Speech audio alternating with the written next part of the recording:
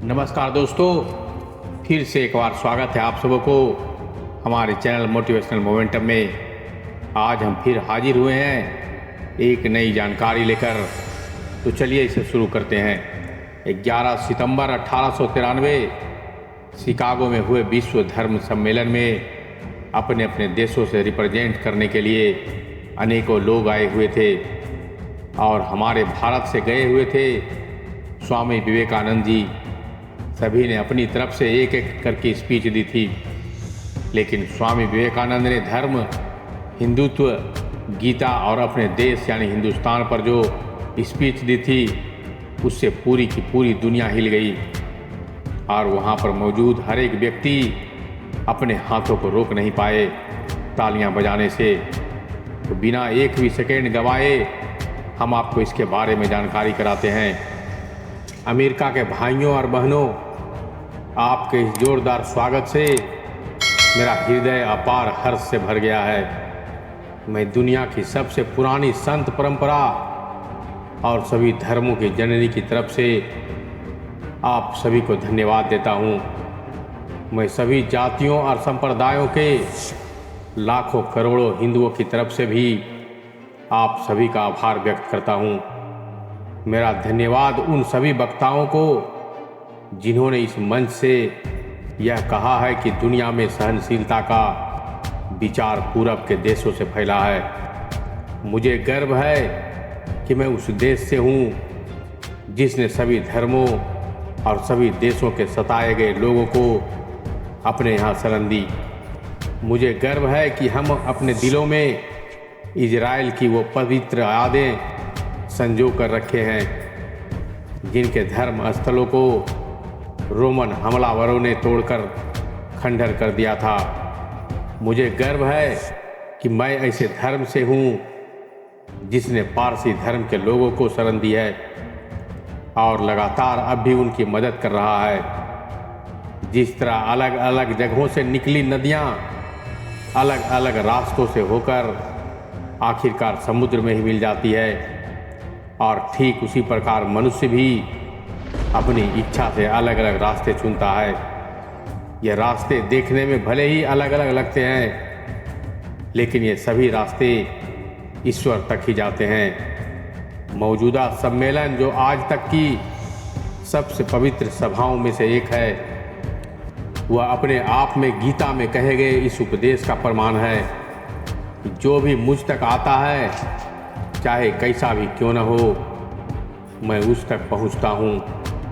लोग अलग अलग रास्ते चुनते हैं, संघर्ष करते हैं, लेकिन आखिर में मुझ तक ही पहुंचते हैं, यानी ईश्वर तक ही पहुंचते हैं। अमेरिका और भारत के बीच कई बार मतभेद हुए और वे क्यों हुए, उसी के संबंध में मैं एक छोटी सी कहानी आपको सुनाता हूँ।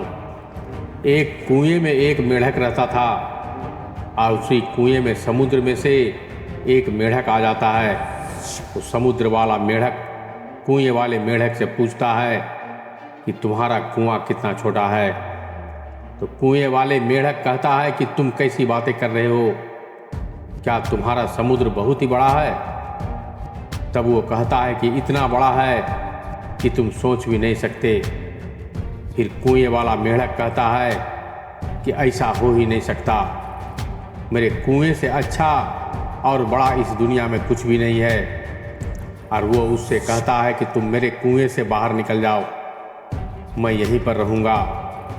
और यही कठिनाई सदैव रही है। मैं हिंदू हूँ और मैं अपने कुएं में बैठकर यही सोचता हूँ कि मेरा कुआं ही मेरे लिए संपूर्ण संसार है।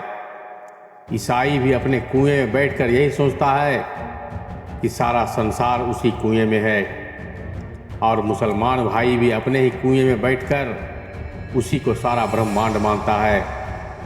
देखिए, दुनिया में 3 धर्म हैं जो कि पौराणिक काल से हमारे बीच चले आ रहे हैं: हिंदू धर्म, पारसी धर्म और यहूदी धर्म। लेकिन यहूदी धर्म ईसाई धर्म को अपने अंदर समाहित नहीं कर पाया, जिसके कारण उनके जन्म स्थान से ही बाहर कर दिया गया। और वहीं पर सिर्फ मुट्ठी भर पारसी ही बचे हैं अपने महान धर्म की कहानी बताने के लिए। लेकिन भारत में एक के बाद एक न जाने कितने ही संप्रदायों का उदय हुआ और उन्होंने वैदिक धर्म को जड़ से हिलाकर रख दिया। हिंदुओं को अपना धर्म वेदों के माध्यम से रहस्य प्रकट करके मिला है। उनका मानना है ना तो कोई अंत है और ना ही कोई आरंभ है। अब आप सभी को यह बड़ा ही अजीब लग रहा होगा कि कोई भी किताब बिना शुरुआत या अंत के कैसे हो सकती है। लेकिन वेदों का मतलब हिसाब से किताब से नहीं, वेदों का मतलब अलग अलग समय में अलग अलग व्यक्तियों द्वारा खोजे गए आध्यात्मिक नियमों का संचित खजाना है।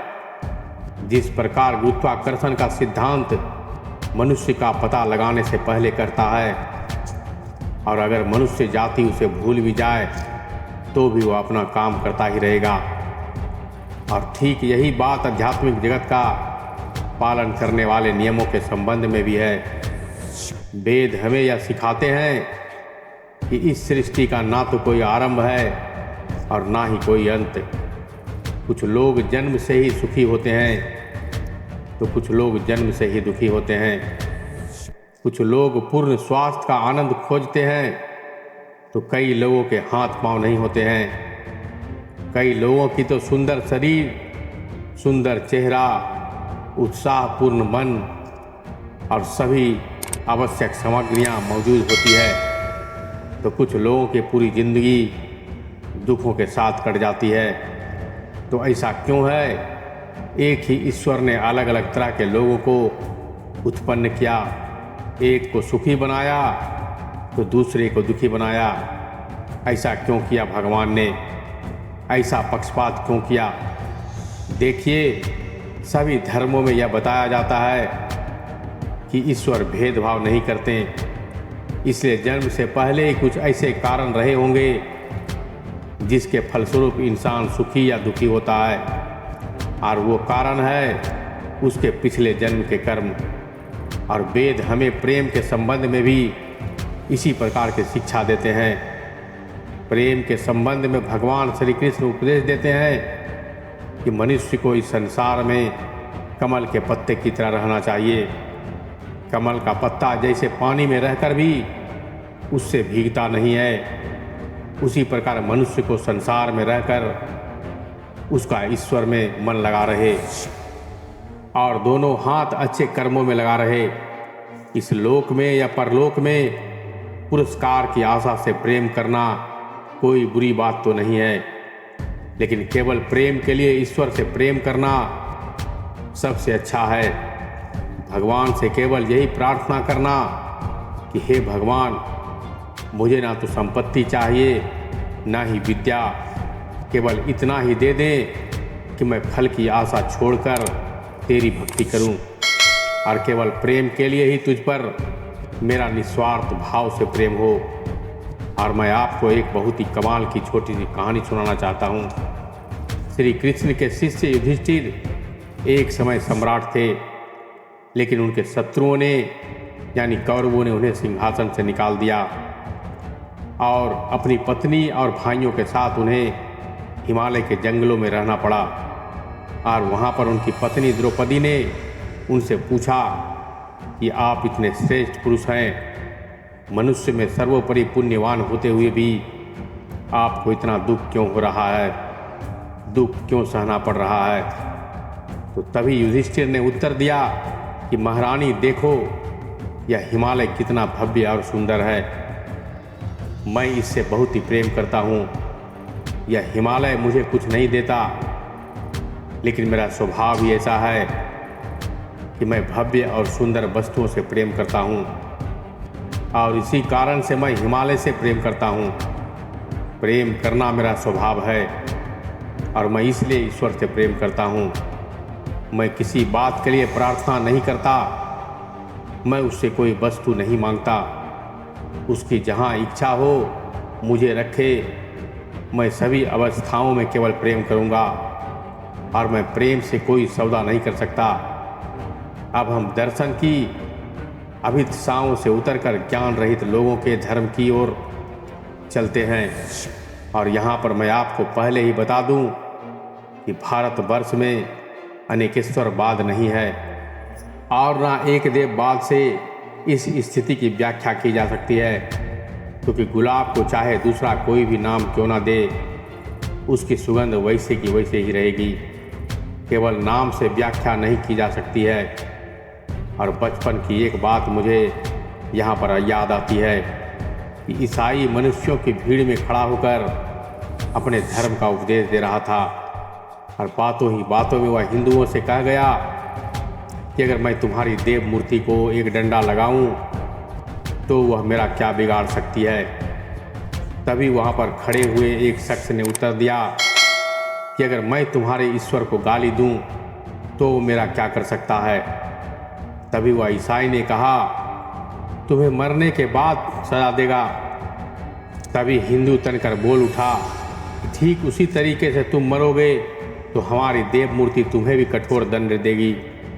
और यहाँ पर जो मैंने कहने वाला हूँ उसे ध्यान से सुनिएगा। अंधविश्वास मनुष्य का महान शत्रु है, लेकिन कट्टरता तो उससे भी बढ़कर है। और एक बात मैं आपको अवश्य बता दूँ कि भारतवर्ष की मूर्ति पूजा कोई जघन्य बात नहीं है, वह कोई व्यभिचार की जननी नहीं है, बल्कि वह विकसित मन के लिए उच्च आध्यात्मिक भाव को ग्रहण करने का एक उपाय है। अवश्य ही हिंदुओं के भी कई सारे दोष हैं, लेकिन ध्यान रखिए कि दोष अपने ही शरीर को उत्पीड़ित करने का सीमित है।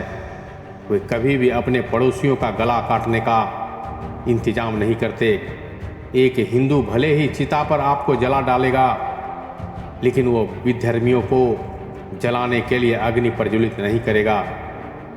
और यहाँ पर बैठे हुए सभी ईसाइयों में से मैं कुछ कहना चाहूँगा कि ईसाइयों को सदैव अपनी आलोचना सुनने के लिए तैयार रहना चाहिए। और मुझे पूरा विश्वास है कि अगर मैं आपकी आलोचना करने लगूं तो आप बुरा नहीं मानेंगे। आप ईसाई लोग अपने धर्म प्रचारकों को भेजने के लिए इतने उत्सुक रहते हैं, लेकिन लोगों को भूख से मर जाने के बाद आप कुछ क्यों नहीं करते। जब भारतवर्ष में भयानक अकाल पड़ा था तब सहस्त्रों और लाखों हिंदुओं लोग भूख से ही मर गए थे। तब आप ईसाइयों ने उनके लिए कुछ क्यों नहीं किया।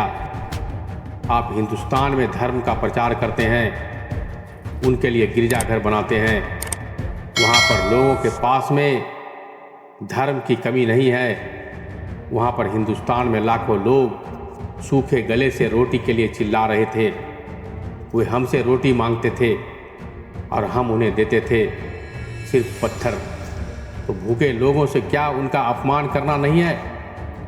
और यहाँ पर मैं पहले भी सभी से अपने गरीब भाइयों बहनों के लिए सहायता मांगने के लिए आया हुआ था, लेकिन मैं समझ गया कि ईसाइयों से और उन्हीं के देश में सहायता प्राप्त करना बहुत ही कठिन कार्य है। अब धार्मिक एकता के विषय में, धर्म के विषय में पहले से ही बहुत कुछ कहा जा चुका है। अब इस समय इस संबंध में अपना मत आपके सामने नहीं रखूँगा, लेकिन हाँ, अगर कोई यह सोच रहा है कि मेरा उद्देश्य यह है कि एक धर्म की विजय हो और बाकी धर्मों का विनाश हो जाए, तो भाई मेरा, ऐसा होना असंभव है। क्या मैं ये चाहता हूँ कि ईसाई लोग हिंदू हो जाए? कदापि नहीं। तो क्या मैं ये चाहता हूँ कि हिंदू और बौद्ध लोग ईसाई हो जाए? भगवान मुझे ऐसी इच्छा से बचाए। जिस तरीके से भूमि में बीज बो दिया जाता है और वो मिट्टी, वायु और जल से उसका मिलाप करा दिया जाता है, तो क्या वो बीज मिट्टी, वायु या फिर जल बन जाता है? बिल्कुल भी नहीं। वह तो अपनी वृद्धि के नियम के अनुसार, वायु, जल और मिट्टी के अनुसार वो एक पेड़ का रूप ले लेता है। और ऐसा ही धर्म के संबंध में भी है। ईसाई को हिंदू या बौद्ध नहीं हो जाना चाहिए और ना ही हिंदू और बौद्ध को ईसाई बन जाना चाहिए, लेकिन हाँ, प्रत्येक को चाहिए कि वह एक दूसरे के सार भांग को आत्मसार करके पुष्टि लाभ करे और सभी मिलकर वृद्धि करे। और इस सृष्टि का कल्याण करे। और अंत में मैं आप सभी से यही कहना चाहूँगा कि इस धर्म महासभा ने जगत के सामने अगर कुछ प्रदर्शित किया है तो वह यह है कि शुद्धता, पवित्रता और दयाशीलता किसी संप्रदाय विशेष की संपत्ति नहीं है। और हर धर्म ने श्रेष्ठ स्त्री पुरुषों को जन्म दिया है। और इन सभी सबूतों के बावजूद भी अगर कोई यह सोचता है कि सारे धर्म नष्ट हो जाए और केवल उसी का धर्म बचे, तो मैं उस पर अपने पूरे दिल से दया करता हूँ और उसे स्पष्ट ही बतला देना चाहता हूँ कि शीघ्र ही सारे प्रतिनिधियों के बावजूद भी प्रत्येक धर्म की पताका पर यह लिखा रहेगा कि सहायता करो, लड़ो मत, आत्मसार करो, विनाश नहीं, सद्भाव और शांति रखो, मतभेद नहीं। आप सभी को मेरा कोटि कोटि धन्यवाद। दोस्तों, आपको अंदर से लग रहा होगा कि यह स्पीच केवल 10 से 15 मिनट की है, लेकिन ऐसा बिल्कुल भी नहीं है। असल में जो स्पीच हुई थी वो लगभग 1 घंटे की थी, लेकिन मैंने उन्हें काफ़ी कोशिश के बाद इसी स्पीच का बहुत सरल सार निकाले हैं। अंत में आप सभी से केवल 3 चीज़ें मांगूंगा। पहला, आप इस वीडियो को कम से कम 10 लोगों को शेयर करें। दूसरा, अपना एक लाइक हमारे लिए हौसला बढ़ाने का काम करता है। तीसरा, अगर आप मेरे चैनल से जुड़ना चाहते हैं तो मेरे चैनल का पार्ट बन के इसे सब्सक्राइब कर ले, बेल नोटिफिकेशन को ऑन कर ले। तो मैं फिर मिलते हैं एक और ज्ञान भरी बातों के साथ। तब तक के लिए जय हिंद, जय भारत।